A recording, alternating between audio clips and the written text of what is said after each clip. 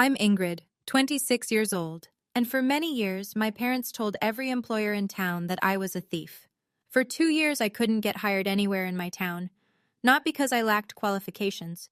I graduated with a 3.9 GPA in accounting. I had glowing recommendations from professors, but none of that mattered, because my parents told every employer in town that I was a thief. My father said, "Maybe now you'll learn to respect us." He thought he'd broken me. He thought 2 years of rejection, 2 years of watching me scrub hotel toilets while he laughed, would bring me crawling back. He didn't know about the envelope.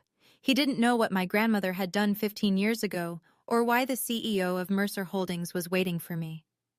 Before I continue, if you find this story worth hearing, please take a moment to like and subscribe, but only if you genuinely connect with what I'm sharing. And drop a comment telling me where you're watching from and what time it is there. I'd love to know.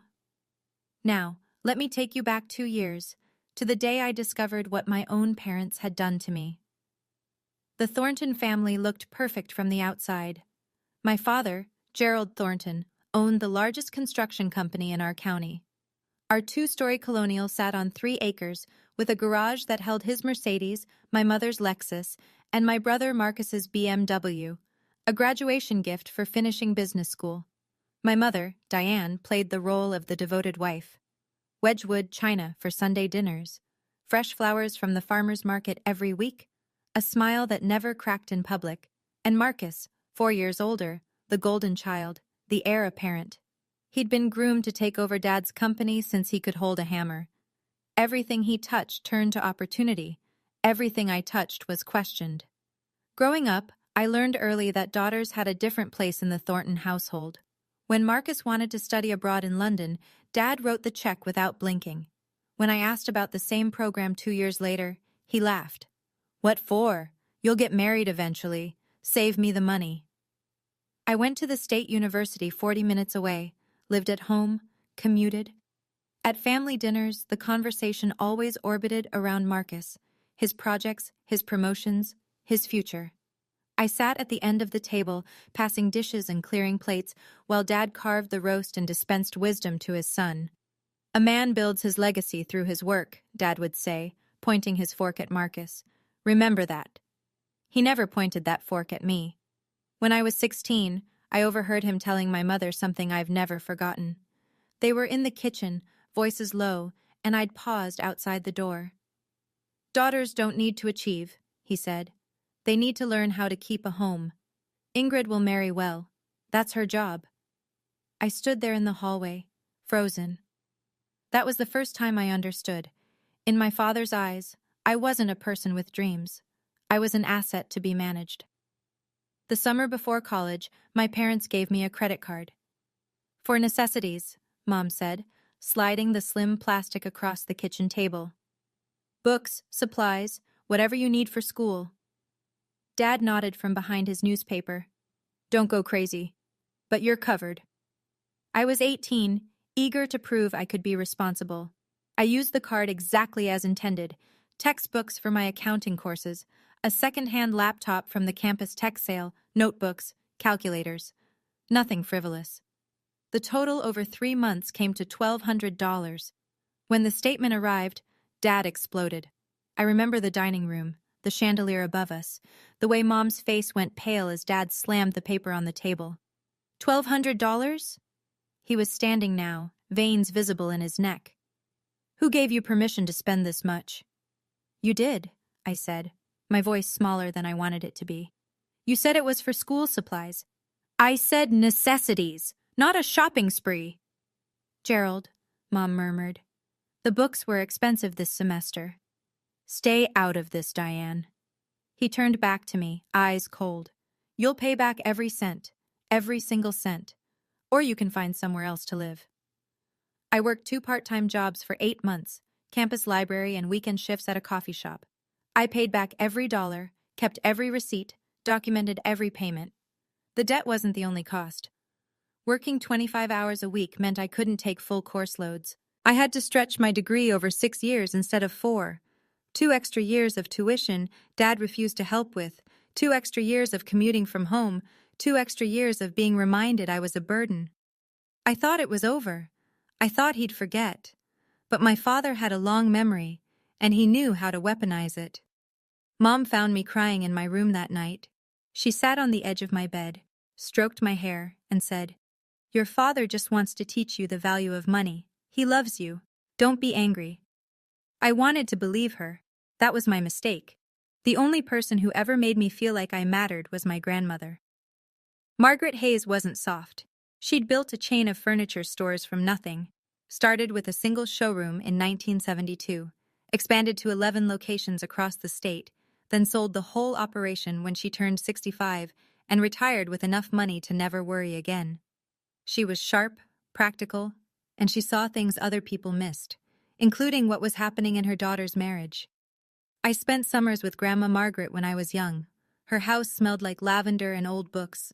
She taught me to read financial statements before I was 12, showed me how compound interest worked using her own investment portfolios. "Knowledge is freedom, Ingrid," she'd say, tapping her temple. "No one can take what's in here." She watched my father carefully during family gatherings. I noticed the way her eyes narrowed when he dismissed my opinions, the way her jaw tightened when Marcus got praised and I got ignored. One afternoon, I was 15, we were sitting on her porch watching the sunset over her garden. Out of nowhere, she took my hand. "Ingrid," she said quietly, "I want you to remember something." I looked at her. Her eyes were serious in a way I hadn't seen before. "I've already prepared for your future. When the time comes, you'll know." "Prepared what, Grandma?" She smiled, but it didn't quite reach her eyes. "Your father can't control everything. Neither can your mother. Someday you'll need help they won't give you. When that day comes, you'll be ready." I didn't understand what she meant. I was 15. I thought she was being dramatic. 3 years ago, Grandma Margaret passed away. She was 78. I didn't know then that she'd left me something far more valuable than money. She'd left me a way out. I graduated summa cum laude with a degree in accounting, 3.9 GPA, Dean's List every semester. A professor who'd worked at Deloitte wrote me a glowing recommendation letter. For the first time in my life, I had something that belonged to me, credentials no one could dismiss. The graduation ceremony was on a Saturday in May. I walked across the stage in my cap and gown, diploma in hand, and scanned the crowd for my family. They were there. But they weren't watching me. Dad and Mom flanked Marcus in the third row. He'd driven down to support me, but the three of them were deep in conversation, heads together, laughing about something. When my name was called, only Grandma's empty seat in my heart acknowledged the moment. Afterward, Dad found me outside the auditorium. "Nice job," he said, in the tone he used for the mailman. "Listen, I've got a proposition. Come work at the company. We need someone to handle the books." My heart lifted for a second. Maybe he finally saw my value. "The position is unpaid for the first year," he continued. "Consider it an apprenticeship. You'll live at home, help your mother, learn the business. In a few years, when Marcus takes over, you'll be useful." Unpaid, living at home. Useful to my brother. I took a breath. "I appreciate the offer, Dad, but I'd like to try finding work on my own first. Get some outside experience." His face didn't change, but something behind his eyes went cold. "Fine," he said softly. "Try it your way." He turned and walked back to the car, where Mom and Marcus were waiting. None of them looked back. I stood alone in the parking lot, still holding my diploma, and told myself I'd made the right choice. I had no idea that his silence was a declaration of war. The rejection letters started coming within weeks. First, the accounting firm downtown, Miller and Associates. I'd interviewed beautifully.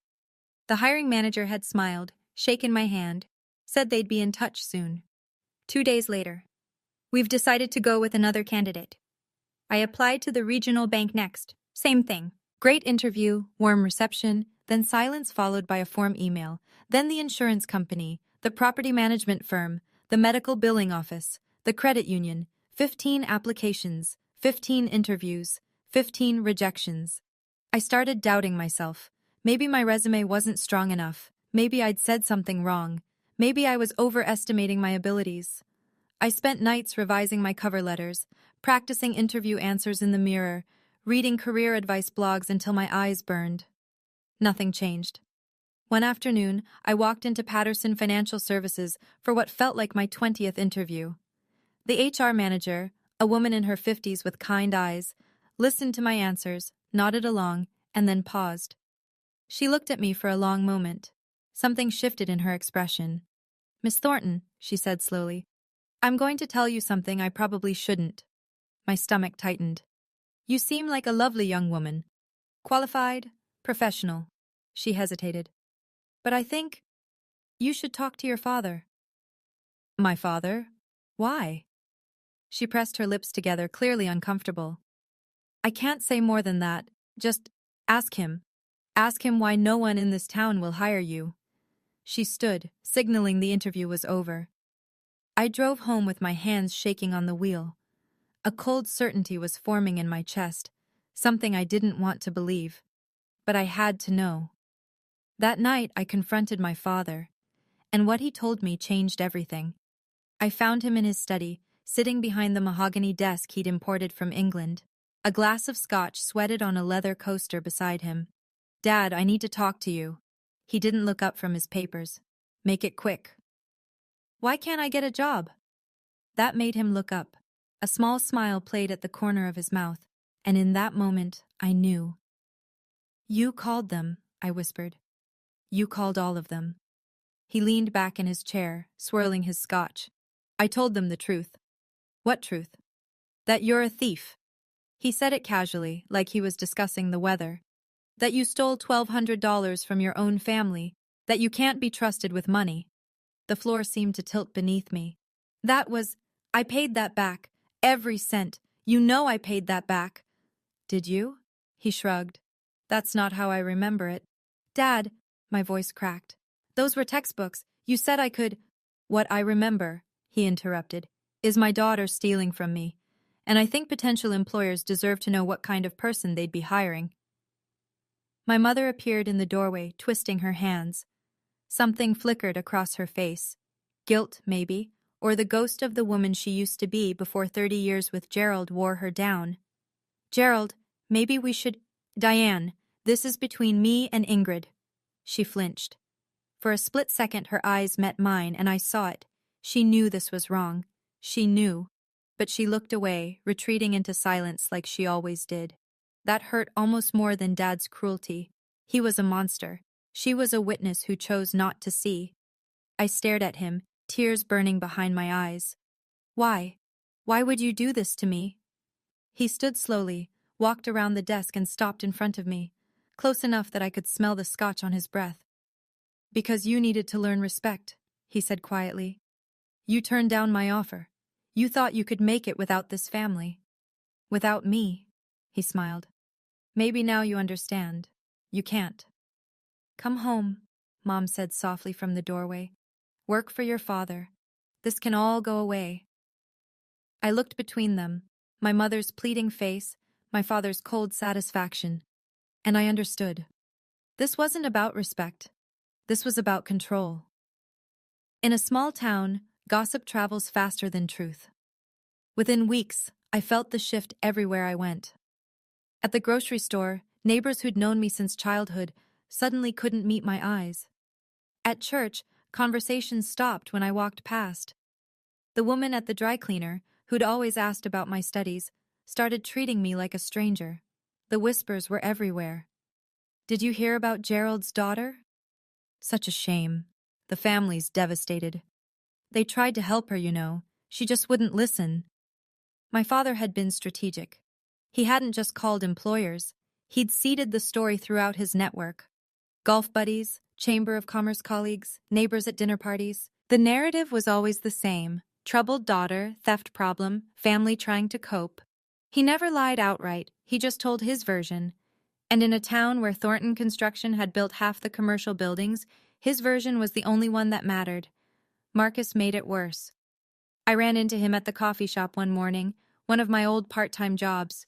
He was with friends, guys I vaguely recognized from his fraternity days. "Hey, little sister," he called out, loud enough for everyone to hear. "Still looking for work? I heard Dad might have an opening." "Oh, wait," he laughed. "You'd probably steal from the register." His friends snickered. I left my coffee on the counter and walked out, face burning. At home that night, I looked at my bank account. $3,000 in savings. Rent was due in 2 weeks on my tiny studio apartment. I had maybe 2 months before I'd be completely broke. 2 months before I'd have no choice but to crawl back to my father's house and accept whatever crumbs he offered. I couldn't let that happen. I wouldn't. The Willow Inn sat on the edge of town, a modest hotel that mostly served traveling salesmen and families visiting the nearby state park. It wasn't glamorous, but it was hiring. The job listing said, housekeeping staff needed, no experience necessary. No experience necessary, no references required. I applied online at 2 in the morning when the shame felt less sharp. 2 days later, I was standing in the employee break room, filling out paperwork. The manager was a woman named Linda Crawford, mid-40s, no nonsense, with the kind of tired eyes that suggested she'd seen plenty of hard luck stories walk through her door. She looked at my application, then at me. Accounting degree, she said flatly. GPA 3.9, and you want to clean hotel rooms? Yes, ma'am. Why? I could have lied, made up something about wanting experience in hospitality. But I was so tired of lies. Because no one else will hire me, I said, and I need to eat. She studied me for a long moment. I wondered if she'd heard the rumors, if she'd call my father for a reference and this door would slam shut too. Instead, she nodded once. I don't care what people say about you, Miss Thornton. I care whether you show up on time and do your job. She slid a uniform across the desk, pale blue polyester, the kind that wrinkles if you look at it wrong. Shift starts at 6 a.m. Don't be late. I took the uniform with hands that weren't quite steady. Thank you, I managed. You won't regret this. She almost smiled. We'll see. Minimum wage, night shifts, scrubbing toilets and changing sheets, while people who used to respect me pretended not to see me in the hallways. But it was work. It was survival, and my father couldn't touch it. 6 months into my housekeeping job, my family decided to have dinner at the Willow Inn. I don't believe in coincidences anymore. It was a Friday evening. I was pushing my supply cart down the service corridor when I heard a familiar laugh, my father's booming, self-satisfied bark that I'd learned to dread. I froze, pressed myself against the wall, peeked around the corner. There they were, being seated in the hotel restaurant, Dad in his charcoal Tom Ford suit, Mom in pearls, Marcus checking his phone, bored already. The hostess was leading them to a window table, right in my sightline. I should have stayed hidden. I should have switched floors, asked another housekeeper to cover. But before I could move, my father's eyes found me. The cart, the uniform, the yellow rubber gloves on my hands. His face split into the widest grin I'd ever seen. Well, well, he nudged my mother, pointed directly at me. Diane, look, our daughter found her calling. Mom's face flickered, shame maybe, or something else I couldn't read. Marcus just laughed. Hey, Ingrid, my brother called across the restaurant, loud enough for every guest to hear. Missed a spot in room 204. Several diners turned to look. Some recognized me. I saw the whispers start. I stood there in my wrinkled polyester uniform, holding a toilet brush, while my family watched from their white tablecloth table with their crystal water glasses and their Rolex watches. My father raised his wineglass toward me in a mock toast. Maybe now, he said, just loud enough to carry, you'll finally learn to respect us. I didn't cry. I didn't run. I just turned around and pushed my cart back down the corridor. But something hardened inside me that night. I remembered what Grandma had said. When the time comes, you'll know. When, I wondered. When? 3 weeks after the restaurant incident, I was cleaning out a box of old things from my closet, trying to sell whatever I could to make rent, when I found my old phone. The screen was cracked, battery dead. I'd upgraded a year ago and forgotten about it. For some reason, I plugged it in. The phone buzzed to life, and notifications flooded the screen. Old texts from college friends I'd lost touch with, spam emails, and one voicemail. From 3 years ago, right after Grandma died. I pressed play, heart suddenly pounding. Miss Thornton, this is Walter Henderson from Henderson and Associates Law Firm. The voice was professional, measured. I'm calling regarding the estate of Margaret Hayes. There are some documents pertaining to her will that require your attention. Please contact our office at your earliest convenience. The message ended. 2 years. I'd missed this call 2 years ago. I remembered that time. The fog of grief after Grandma's funeral. I hadn't been checking messages. I'd assumed her estate was straightforward. Dad had told us she'd left everything to charity, with small gifts for each grandchild. Nothing significant, he'd said dismissively. Your grandmother was always sentimental. I'd believed him. I grabbed my current phone and dialed the law firm. A receptionist answered. Henderson and Associates, how may I direct your call? I'm trying to reach Walter Henderson. He contacted me about my grandmother's estate. Margaret Hayes? A pause. I'm sorry, Mr. Henderson retired last year due to health issues. His cases were transferred to various attorneys. Another pause, keyboard clicking. I see a note here that Mr. Henderson attempted to reach you multiple times. The file indicates the calls went unanswered and your father, Gerald Thornton, eventually contacted the office and said you weren't interested in pursuing the matter. My blood ran cold. My father said what? I'm just reading the notes, ma'am. It says family representative confirmed beneficiary declined further contact. Dad had intercepted it. He'd told them I wasn't interested. Can you tell me where the case was transferred? I'd need to check our records. Can you leave your number? Transferred where? To whom? I'd need to check our records. Can you leave your number? I gave her my information, but something told me I wouldn't hear back. The trail had gone cold. But now I knew. There was something in Grandma's estate that Dad hadn't told me about. Something he didn't want me to find. A month later, my father called. I almost didn't answer, but something, maybe desperation, maybe hope that things could still change, made me pick up. Ingrid. His voice was warm, too warm. How are you? Fine, Dad. Listen, I've been thinking. This has gone on long enough. Your mother misses you. I miss you. He paused. Come home. I stared at the water stain on my ceiling, the one I couldn't afford to fix. Come home and do what? Work at the company. We need help with bookkeeping. I'll pay you. Not much at first, but something. You'll live with us, save money, get back on your feet. It sounded almost reasonable. Almost. And the job hunting? The things you told everyone about me? Water under the bridge. Come home and I'll make some calls, clear things up. And if I don't? His tone shifted. The warmth drained out like someone had pulled a plug. Then you can keep scrubbing toilets until you wise up. Your choice. I closed my eyes. I need to think about it. Don't think too long. This offer won't last forever. He hung up. That night, my mother called separately, her voice soft, pleading. Please, Ingrid, just come home. Stop being stubborn. Your father only wants what's best for you. Does he, Mom? Or does he just want to control me? That's unfair. He's your father. He loves you in his own way. His way is destroying my life. Silence. Then quietly, you're making this harder than it needs to be. I hung up without saying goodbye. Marcus texted an hour later. Just give up already, sis. You're embarrassing yourself and us. I didn't respond. Instead, I opened my laptop and started applying to jobs outside our town, far outside, places where the Thornton name meant nothing. I had to escape. 2 weeks later, I learned exactly what my father had planned for me. I was working the late shift at the Willow Inn, restocking supplies in the second-floor closet, when voices drifted from the restaurant below. The ventilation ducts carried sound in strange ways, a design flaw I'd learned to ignore. But then I heard my father's name, and then I heard mine. I crept closer to the vent, pressing my ear against the metal grate.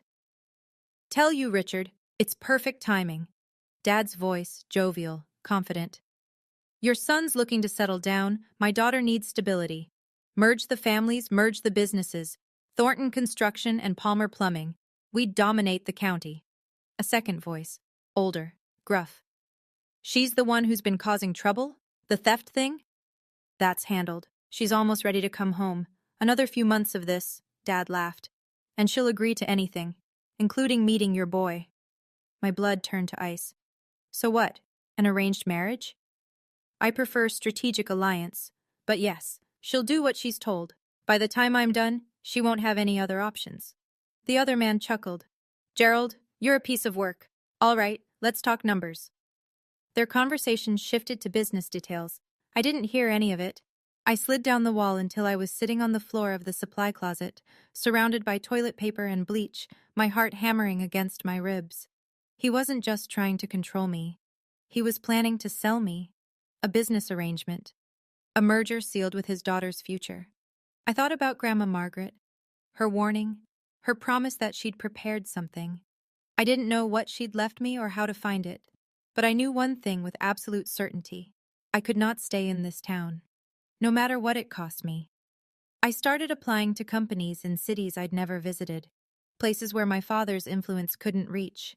Chicago, Denver, Atlanta, anywhere far enough that a small-town construction company owner's gossip wouldn't matter. The rejections piled up. Some companies wanted references I couldn't provide. Others questioned the 2-year gap in my employment history. How do you explain my father sabotaged my career because I wouldn't be his unpaid servant? I tried honesty a few times. It never went well. That sounds like a complicated family situation, one HR manager said diplomatically, which was corporate speak for we don't want your drama. After weeks of nothing, I'd almost given up hope. Then the email arrived. Subject: Interview. Invitation: Mercer Holdings. I had to read it 3 times before I believed it was real. Dear Ms. Thornton, we have reviewed your application and would like to invite you for an in-person interview at our headquarters. Please note that this interview will be conducted by our CEO, Mr. Daniel Mercer, personally. This is an unusual request, but Mr. Mercer has expressed specific interest in meeting with you. Please confirm your availability. Mercer Holdings. I'd applied on a whim. They were the largest financial firm in 3 states, way above my experience level. I'd never expected a response. And the CEO wanted to meet me personally? That didn't make sense. CEOs didn't interview entry-level accountants. I almost deleted the email, convinced it was spam or some cruel joke. But something made me pause. Grandma's voice in my head. When the time comes, you'll know. I hit reply before I could talk myself out of it. Dear Sir or Madam, I'm available at your earliest convenience. 2 days later, I was on a bus to the city, wearing a second-hand navy suit I'd found at Goodwill, with $47 in my pocket and no idea what was waiting for me. The night before my interview, I stayed in a budget motel near the bus station. The room smelled like industrial cleaner and old cigarettes. The mattress sagged in the middle. But it was clean, and it was mine, and tomorrow might change everything. I hung my Goodwill suit in the bathroom, letting the steam from the shower work out the wrinkles. I polished my only pair of heels, black, scuffed at the toes, but presentable if no one looked too close. I practiced interview answers until midnight. Tell me about yourself. I graduated summa cum laude with a degree in accounting. I'm detail-oriented, hardworking, and eager to contribute to a team that values integrity. Why do you want to work at Mercer Holdings? Your company's reputation for ethical financial practices aligns with my personal values. I want to grow with an organization that does things right. Why the 2-year gap in your employment? That one I practiced 10 different ways. None of them felt right. Linda, my manager at the hotel, had given me the day off without question. Go get your life back, she'd said, pressing a crumpled $20 bill into my hand. You don't belong here, Ingrid. You never did. I'd cried in the break room. She'd pretended not to notice.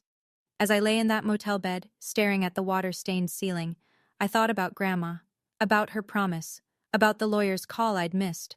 What had she left me? Why did this CEO want to meet me personally? I fell asleep with questions circling my mind like restless birds. In the morning, I put on my second-hand suit, took a deep breath, and walked toward whatever was waiting. I didn't know it yet, but Grandma was about to keep her promise. Before I tell you what happened at Mercer Holdings, I want to ask you something. Have you ever been betrayed by the people who were supposed to protect you? If this story is bringing up memories for you, I'd love to hear about it in the comments. And if you want to know what was in that envelope, the one my grandmother left 15 years ago, keep watching. Don't forget to subscribe so you don't miss what comes next. The morning of my interview, my phone rang. I was walking toward the Mercer Holdings building, a gleaming tower of glass and steel that made me feel very small in my Goodwill suit. when I saw the caller ID. Dad. My thumb hovered over the ignore button, but something made me answer. Ingrid. His voice was flat, cold. I hear you have an interview today. My stomach dropped. How do you know that? Marcus follows your little social media accounts. Very careless of you, tagging your location at the bus station, buying a ticket to the city. He did some digging, figured out which companies you'd applied to. I'd made one post, one cautiously optimistic Instagram story about new beginnings. I hadn't mentioned Mercer Holdings by name, but I'd tagged the bus station. Marcus must have checked which financial firms were in that city, cross-referenced with job postings. Stupid. So stupid. It doesn't matter, Dad. This is none of your... I know people in finance, Ingrid. The industry is smaller than you think. He let that hang in the air. One phone call. That's all it takes. You wouldn't? Try me. Or better yet, come home now and stop this foolishness. Last chance. I was standing on the sidewalk, 50 feet from the building that might save my life, and my father was trying to burn it down from 300 miles away. My phone buzzed. A text from Marcus. You're done, sis. Dad already called them. Enjoy the bus ride home. My hands were shaking so badly I almost dropped the phone. I looked up at the Mercer Holdings tower. 26 floors of glass reflecting the morning sun. Maybe he'd already poisoned this well, too. Maybe I was walking into another rejection. Another door slammed in my face, but I'd come too far to turn back. I silenced my phone, straightened my second-hand suit, and walked through the front door. Whatever was waiting for me, I'd face it standing up. The lobby of Mercer Holdings was everything my life wasn't. Marble floors polished to a mirror shine, a 3-story atrium with modern art installations suspended from cables, men and women in designer suits crossing purposefully toward elevators, their heels clicking in sharp rhythms. I approached the reception desk, acutely aware of my scuffed shoes and second-hand blazer. Ingrid Thornton, I have an interview. The receptionist, blonde, immaculate, wearing a silk blouse that probably cost more than my monthly rent, typed something into her computer. Then she looked up with an expression I couldn't read. Yes, Miss Thornton, you're expected. A pause. Mr. Mercer will see you personally in his office, 26th floor. The CEO's office? That's correct. She handed me a visitor badge. Take the private elevator on your left. His assistant will meet you. I walked toward the elevator in a daze. This didn't make sense. CEOs didn't conduct entry-level interviews. There had to be a mistake. Or my father's call had worked, and this was some elaborate humiliation I couldn't see coming. The elevator rose silently, 26 floors in what felt like seconds. The doors opened onto a reception area that screamed money.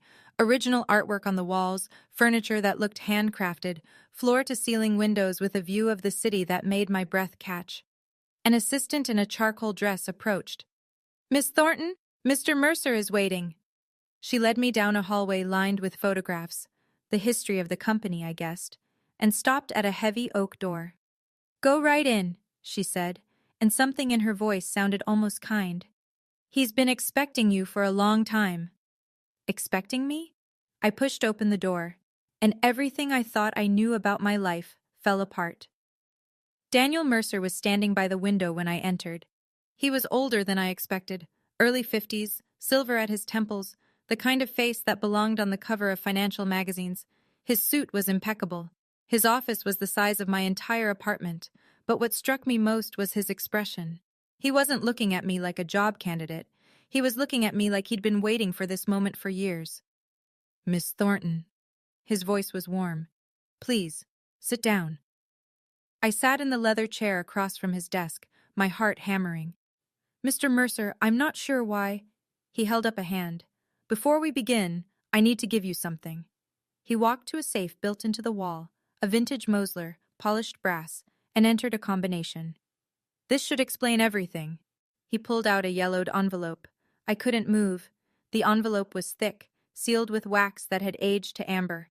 On the front, in handwriting I would recognize anywhere, were the words, "Only to be opened when Margaret Hayes has passed away and her granddaughter Ingrid Thornton comes for an interview at Mercer Holdings." The date beneath it, 15 years ago. I was 11 when she wrote this. Your grandmother, Daniel said softly, placing it in my trembling hands, was the first person who ever believed in me. 20 years ago, I was nobody. A kid with a business plan and no money. Margaret Hayes wrote me a check for $200,000 when every bank in the state had said no. She made me promise one thing, he continued. She said, "Someday a young woman named Ingrid Thornton will need a job. She might apply to your company. When she does, and she will, give her this envelope." I set up a flag in our HR system 15 years ago. Your name, your social security number. The moment your application came through, I was notified. 15 years. He'd been waiting 15 years for an application that might never come. Tears were blurring my vision. She told me, "Someday my granddaughter will need a safe place. When she comes to you, and she will, give her this." I didn't understand then. He paused. I understand now. "Grandma," I whispered, staring at the envelope. She'd known. 15 years ago she'd known. My hands wouldn't stop shaking as I broke the wax seal. Daniel stepped back, giving me space. The office was silent except for the soft rustle of old paper. Inside were 3 items. First, a letter, handwritten on cream-colored stationery, Grandma's elegant script flowing across the pages.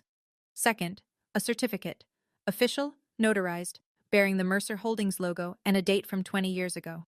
I scanned the text and felt the room tilt. Certificate of stock ownership, Ingrid Marie Thornton. Shares, 8% founding stake. Mercer Holdings, LLC. I read it twice. 3 times. "I don't understand," I whispered. Daniel pulled up a chair beside me. "When your grandmother invested in my company, she didn't want the shares in her name. She put them in trust for you, her then 6-year-old granddaughter. Legally, irrevocably yours." "But why didn't anyone tell me?" "The trust was structured to remain silent until either Margaret passed away or you came to this company seeking employment, whichever came first. She designed it that way." He paused. "She wanted to make sure no one could take it from you, not even your father." The third item, a small leather journal, its pages yellowed and soft with age. I opened it. Inside were notes, dates and observations spanning decades. October 1998. Gerald screamed at Diane about household spending. Diane cried for 2 hours. March 2002. Gerald refused to pay for Ingrid's piano lessons, called them a waste of money for a girl. June 2008. Gerald forbade Ingrid from applying to out-of-state colleges. Women don't need fancy degrees. Page after page, she'd been watching, documenting, preparing. "Your grandmother knew," Daniel said quietly, "exactly what kind of man your father is. She couldn't stop him directly, so she built you an escape route." I was crying now, couldn't stop. She'd loved me this much. Daniel offered me a glass of water and stepped outside to give me privacy. I sat alone in his office, holding my grandmother's letter like it was made of glass. "My dearest Ingrid, if you're reading this, then I've left this world and you found your way here. I'm sorry I couldn't be there to give you this myself. I want you to understand why I did what I did. I watched your mother marry Gerald Thornton. I saw the signs from the beginning, the control, the cruelty disguised as discipline, the way he diminished everyone around him to feel powerful. I begged Diane to leave. She refused. She believed she could fix him. I couldn't save my daughter, but I swore I would save you. From the moment you were born, I saw something in you, a spark Gerald couldn't extinguish. You questioned him. You dreamed beyond his walls, and I knew with absolute certainty that one day he would try to break you for it. So I built you an insurance policy." Daniel Mercer was a young man with a vision when I invested in his company.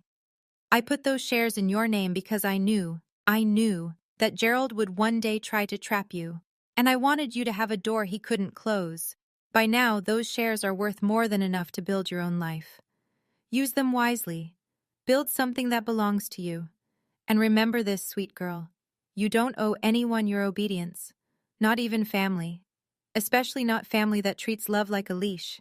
I am so proud of the woman you've become. Even if I can't see it, I know it's true. Live free, Ingrid. That's all I ever wanted for you. All my love, forever, Grandma.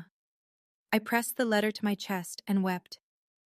When Daniel returned, I had composed myself. Mostly. My eyes were red, my mascara was ruined, but something inside me felt lighter than it had in years. I have to tell you something, he said, settling back into his chair. Your father called me this morning. I went cold. What did he say? The same thing he's apparently told everyone, that you're a thief, that you stole from your family, that I shouldn't trust you. Daniel's expression remained neutral, but I saw something flash in his eyes. He was very confident, very persuasive. And you? I listened. He folded his hands.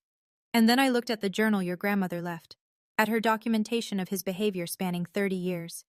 He met my gaze. And then I looked at the certificate that proves you own 8% of my company. I stared at him. Miss Thornton, Ingrid, your father just tried to slander a shareholder of Mercer Holdings, one of our founding stakeholders, in fact. A small smile crossed his face. I don't think he's accustomed to that kind of miscalculation. He doesn't know, I whispered, about the shares, about any of this. No, your grandmother was very specific about that. The trust was sealed. Your name doesn't appear in any public filings. It's held through a legal entity. There was no way for him to discover it. So when he called you, he was trying to sabotage someone who, on paper, is technically one of my bosses. Daniel leaned back. I have to admit, I've never experienced anything quite like it. I thought about my father, smugly confident that he'd destroyed my last chance, about Marcus's gloating text. They had no idea what was coming. For the first time in 2 years, I smiled. Daniel leaned forward. There's something I'd like to propose. I wiped my eyes, still clutching Grandma's letter. I'm listening. Next week, Mercer Holdings hosts its annual charity gala. It's our biggest event. Clients, investors, community leaders. He paused. Your father will be there. My stomach clenched. He's invited? He invited himself, actually. He's been trying to network his way into contracts with us for months. Seems to think his construction company would make a good partner. Daniel's tone was dry. I've been politely declining. So, what are you proposing? I'd like to introduce you at the gala. As our new senior financial analyst, a position you're more than qualified for, and as a founding shareholder of the company. He watched my face carefully. Your father will be in the room when he learns who you really are. I was quiet for a long moment. Part of me wanted to say yes immediately, to picture Gerald's face when he realized his daughter, the one he'd tried to destroy, owned a piece of the company he'd been courting. But another part of me hesitated. I don't want revenge, I said slowly. I don't want to humiliate him just to see him suffer. That's not... I searched for the words. That's not who I want to be. Daniel nodded, unsurprised. Your grandmother said you'd say that. He smiled gently. This isn't about revenge, Ingrid. It's about truth. You've spent 2 years being called a thief, a failure, a disgrace. Your father controls that narrative because no one's challenged it. He stood, walked to the window. The gala isn't about hurting him. It's about standing in the light. Let people see who you really are, and let your father's lies collapse under their own weight. I thought about it, and then I said yes. Can you imagine what's going to happen at that gala? My father spent 2 years destroying my reputation, and he has no idea that my grandmother planned for this moment 15 years ago. If you're watching this and thinking of someone who needs to hear this story, someone stuck in a controlling family, someone who's been made to feel worthless, share this video with them, and comment Team Ingrid if you're still with me. I want to know who's here. The Grand Meridian Hotel looked like something from a movie. Crystal chandeliers dripped from 30-foot ceilings. A live jazz quartet played in the corner. Waiters in white gloves circulated with champagne and canapes. The guest list read like a who's who of regional business: executives, politicians, philanthropists, old money, and new. I watched from a private room upstairs, waiting for my cue.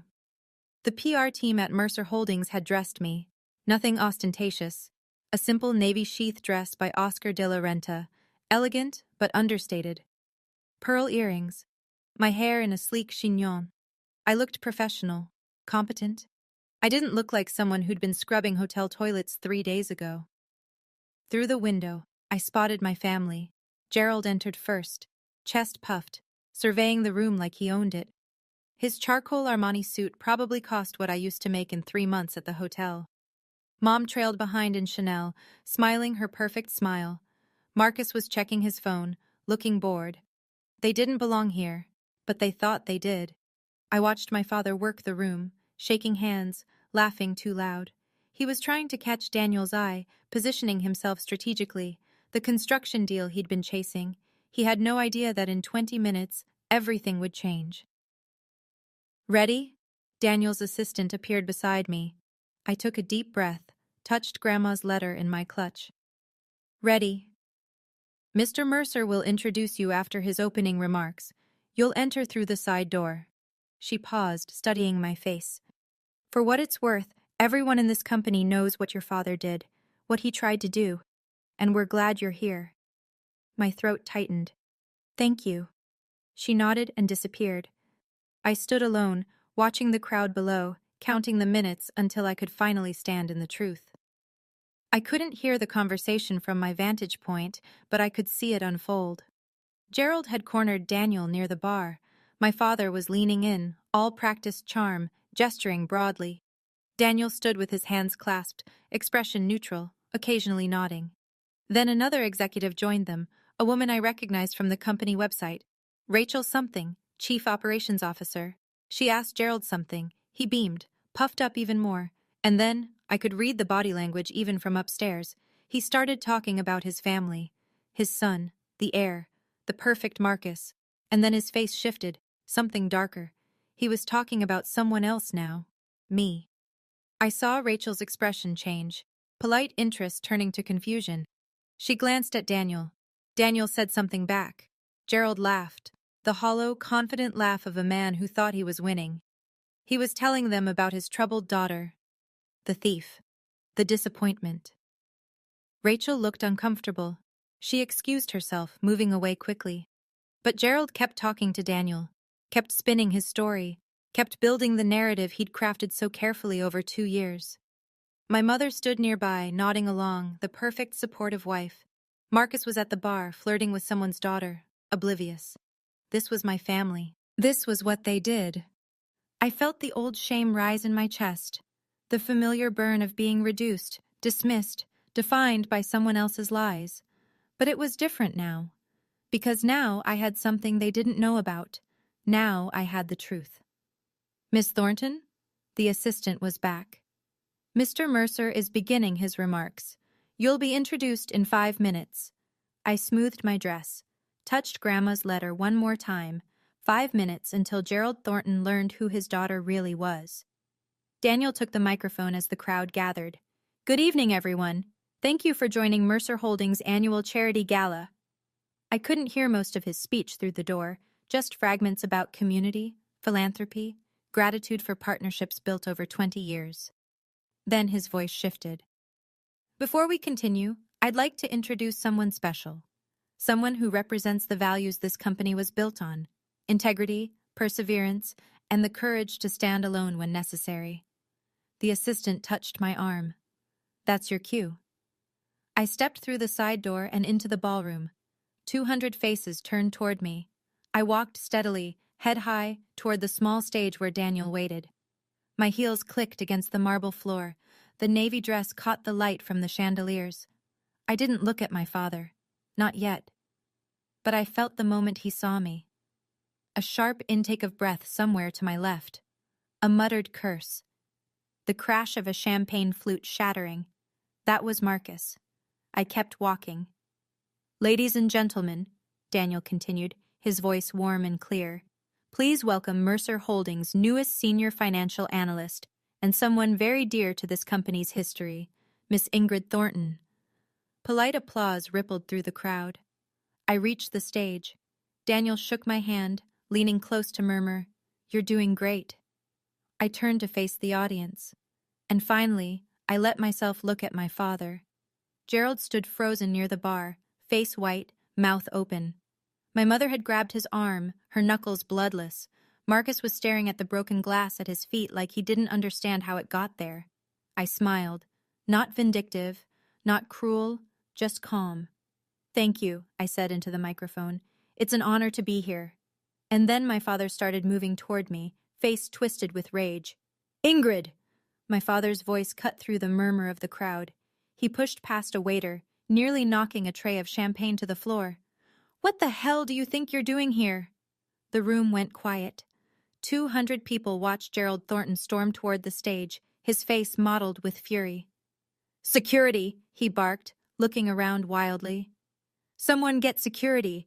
This woman shouldn't be here. Daniel stepped forward, his voice calm but carrying. Mr. Thornton, I'd suggest you lower your voice.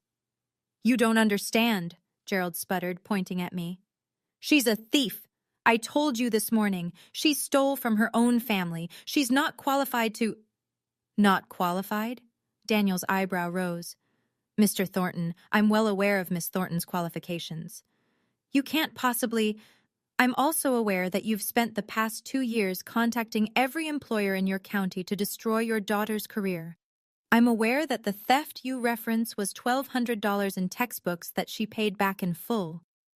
Daniel's voice hardened slightly. And I'm aware that you've been trying to force your daughter into an arranged marriage to secure a business partnership. Gasps rippled through the crowd. Gerald's face went from red to white. How do you... Your daughter, Daniel continued, is not just an employee of Mercer Holdings. He paused, letting the silence build. Ingrid Thornton owns 8% of this company. She's been a founding shareholder since she was 6 years old. He turned to me. Her grandmother, Margaret Hayes, invested in this company before anyone else believed in it, and she put those shares in Ingrid's name to protect her from people exactly like you. The room erupted in whispers. I looked at my father. His mouth opened, closed, opened again. No sound came out. My father found his voice. This is a scam, he shouted, looking around the room for allies. This is fraud. My mother-in-law was senile. These documents can't be... The documents have been verified by 3 independent attorneys, Daniel said calmly. Notarized, sealed, and filed with the state. There's no ambiguity, Mr. Thornton. I'll sue. Gerald was sweating now, his carefully constructed image crumbling. I'll sue this entire company for... For what? Daniel's voice was soft, but it carried. For honoring a legal investment made 20 years ago? My mother had pushed through the crowd to reach my father. Gerald! She hissed, tugging at his sleeve. Everyone is watching. Please! He shook her off violently. You! He pointed at me, finger trembling. You ungrateful little, after everything I did for you. I raised you. I fed you. And this is how you repay me? I said nothing. I destroyed your career because you needed to learn respect. His voice cracked. You needed to understand that family comes first, that daughters don't defy their fathers. The room was dead silent now, every eye on Gerald Thornton, every ear hearing exactly what kind of man he was. I made you clean toilets, he screamed. I made sure no one would hire you, and you know what? I'd do it again, because that's what happens when you disobey. That's what you deserve. Marcus stepped forward, face pale, trying to salvage what was left of the family's reputation. Dad, stop, we should go. This isn't the place. No! Gerald shoved him back so hard, Marcus stumbled into a waiter. I saw my brother's expression shift, from embarrassment to something darker. He'd spent his whole life being the golden child, the heir, the one who did everything right, and now he was watching his father self-destruct in front of every business contact he'd ever need. For the first time, Marcus looked at Dad the way I'd always seen him. She's nothing. She's always been nothing. Her grandmother was a meddling old fool, and her shares don't change what she is, a thief and a failure and a disgrace to this family. He was panting now, face purple, spittle at the corners of his mouth. No one was looking at me anymore. They were all looking at him. And they finally saw what I'd always known. The ballroom was silent. 200 people, executives, politicians, philanthropists, staring at my father as he stood there, heaving, having just screamed that I deserved to scrub toilets for daring to disobey him. I stepped forward to the microphone. I didn't come here tonight to humiliate anyone. My voice was steady. I didn't come here for revenge. Gerald glared at me, but he'd spent his ammunition. He had nothing left. I came here because I spent 2 years being called a thief, a failure, a disgrace. I was blacklisted from every job in my county. I was mocked for working the only job I could get. I was told that if I wanted to survive, I had to surrender my freedom to a man who saw me as property. I looked at my father, not with anger, not with hatred, just clarity. The $1,200 my father calls theft was money he gave me to buy textbooks. I paid back every cent. I have every receipt. I paused. But even if I hadn't, even if I'd made a mistake, does that justify 2 years of sabotage? Does that justify trying to arrange my marriage to seal a business deal? Murmurs in the crowd. My grandmother saw what I couldn't. She knew what kind of man my father was. She couldn't save my mother, but she found a way to save me. Not with magic, not with luck, with planning, with legal documents, with love that looked ahead. I turned back to Gerald. Dad, I don't hate you, but I'm done. I'm done seeking your approval. I'm done accepting your definition of my worth. My voice didn't waver. This is my boundary. I wish you well, but I will not let you control my life anymore. I stepped back from the microphone. The room erupted in applause. My family left the gala without another word. I watched them go. Dad storming toward the exit, face purple. Mom hurrying after him, head down. Marcus trailing behind, staring at his phone like he could disappear into it. No one stopped them. No one tried to make polite conversation. 200 people watched Gerald Thornton leave in silence. After they were gone, the room seemed to exhale. The jazz quartet started up again. Conversations resumed, quieter than before. Then something unexpected happened. A woman approached me, 50s, elegant, wearing a string of pearls that probably cost more than my old apartment. I recognized her from my job searches. HR director at Patterson Financial. The one who'd told me to talk to my father. Miss Thornton. Her voice was soft with shame. I owe you an apology. A significant one. It's all right. It's not. She pressed a business card into my hand. When you're ready, if you're ever ready, I'd like to discuss opportunities. Real ones, without your father's interference. She moved away before I could respond. Then another person approached. Then another. Business cards, handshakes, quiet apologies. I'm so sorry, I believed. If I'd known the truth, your grandmother would be so proud. Daniel appeared at my side, a glass of sparkling water in his hand. How are you holding up? I don't know, I admitted. I think I'm still processing. He smiled gently. The shares, by the way, at current valuation, they're worth approximately $2.4 million. You'll want to meet with our legal team, but it's yours. Free and clear. 2.4 million. I couldn't even comprehend that number. Also, Daniel added, your new office will be ready Monday, if you're still interested in the analyst position. I laughed, a slightly hysterical sound. Yes, I said, I'm interested. 1 month later, my life looked completely different. I had a corner office on the 14th floor of Mercer Holdings. Not the biggest office, I was still junior in experience, but it had a window with a view of the city skyline, and my nameplate was on the door. I had an apartment, small, but mine. A 1-bedroom in a building with a doorman and a gym I never used. Fresh flowers on the kitchen table because I could afford them now. I had colleagues who respected my work, a boss who valued my contributions, a career that belonged to me. The news about Gerald had spread through the business community like wildfire. 3 major contracts had been canceled within weeks of the gala. Partners who didn't want to associate with a man who'd publicly admitted to sabotaging his own daughter. His company was still standing, but smaller, diminished. Mom called once. Can you forgive us? She asked, voice small. Can we be a family again? I forgive you, Mom. And I meant it. The anger had faded into something quieter. But I'm not coming back. I can't live under those conditions again. She cried. I listened. When she hung up, I felt sad, but not guilty. Marcus texted an apology. Generic, probably drafted by a PR consultant. I responded with, thank you, and nothing else. Maybe someday we'd rebuild something. Maybe not. Gerald never reached out. I didn't expect him to. On a quiet Sunday afternoon, I drove to the cemetery where Grandma Margaret was buried, brought her favorite flowers, yellow roses, and sat by her headstone. "You saved me," I said softly. "You saw it coming, and you saved me." The wind rustled through the trees. "I'll make you proud, Grandma. I promise." I sat there until the sun went down, feeling for the first time in years completely free. Sometimes I take out Grandma's letter and read it again. "Live free, Ingrid. That's all I ever wanted for you." She couldn't have known exactly how things would unfold. She couldn't have predicted the specific cruelties my father would deploy, or the exact moment I'd reach my breaking point. But she knew the shape of it. She knew the kind of man Gerald was, the kind of trap he'd try to build. And she spent years, quietly, secretly, constructing a door he couldn't lock. That's love. Not words, not promises, action. If I've learned anything from these past 2 years, it's this.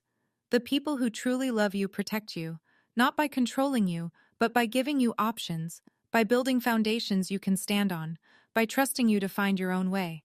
And second, boundaries aren't betrayal.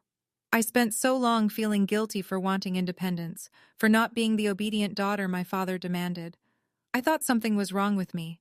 There wasn't. There never was.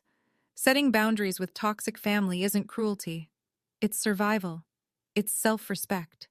It's the first step toward a life that belongs to you. Third, sometimes the help you need comes from unexpected places. A grandmother's foresight, a stranger's kindness, an opportunity you almost didn't take. Keep going. Even when it's dark, even when every door seems closed, somewhere, something is being prepared for you. I keep Grandma's letter in my wallet. The paper is soft now from handling, the creases worn thin. Don't let anyone control you with money. Build something that belongs to you. I'm building it, Grandma. Every day, I'm building it. And I'm finally free. That's my story. No magic. No fairy godmother appearing at the last second. Just a grandmother who loved me enough to plan ahead, and a granddaughter who kept going even when it seemed hopeless.